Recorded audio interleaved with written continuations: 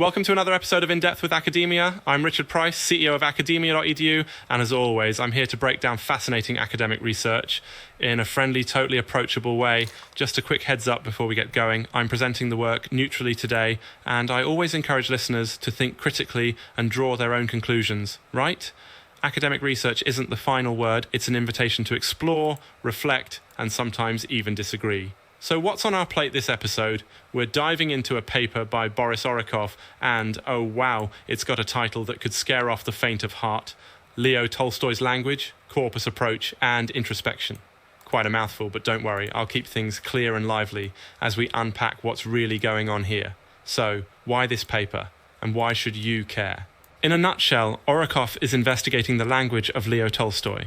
You know, the author of classics like War and Peace and Anna Karenina, using not just thoughtful introspective reading, but also big data from language corpora. Here's the cool bit. He's asking, do our intuitive impressions of Tolstoy's unique language style, based on slow reading and linguistic gut feelings, hold up when we actually compare his word choices to a massive database of 19th century Russian texts? It's like, can what feels special about Tolstoy's writing be proven by science? Or does it sometimes just look that way? Let's be honest, this question matters beyond Russian literature. We all have those moments where something in art or language just strikes us as unique or genius, right? But is it truly unique, or are we being tricked by our expectations, our habits, or maybe a bit of wishful thinking? Orekhov tackles that head on. So how does he go about it? Well, Boris Orekhov zooms in on an earlier article by Alexander Bisk, a sharp reader and critic who, back in the 20th century, meticulously read Tolstoy and jotted down phrases, quirks, and word choices that he felt were unique to Tolstoy, different from other so-called first-row authors. For example, Bisk noted Tolstoy would say things like «stroit instrumenty», literally, to build instruments, when others might have said «настраивать инструменты», meaning tuning instruments, or how Tolstoy would write «вступиться в разговор», to join into a conversation, instead of a more typical form. Interesting, right? But Bisk's approach was basically introspective. He read a ton, noticed stuff that stood out, and relied on his own taste and sense of language to judge what was unique. But is that really enough? That's where Orekhov shakes things up using corpus linguistics. He checks these so-called Tolstoyisms against a massive digital collection of old Russian texts called the Russian National Corpus. And here's what Orekhov uncovers. Get ready for a twist.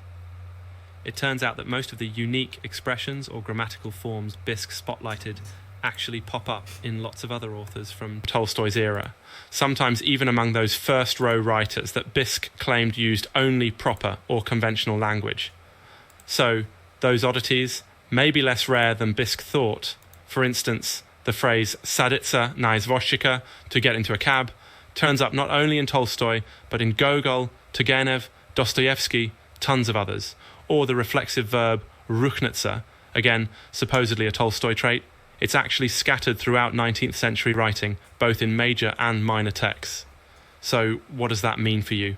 Well, whether you're a fan of Tolstoy, a language buff, or just someone who ever thought, hey, I notice things others don't, it's a reminder to pause and reflect. Our intuitions, even very educated ones, can lead us astray. It's not that close reading or taste don't matter, they absolutely do, but sometimes we just don't have the full picture unless we check our impressions against a broader data set.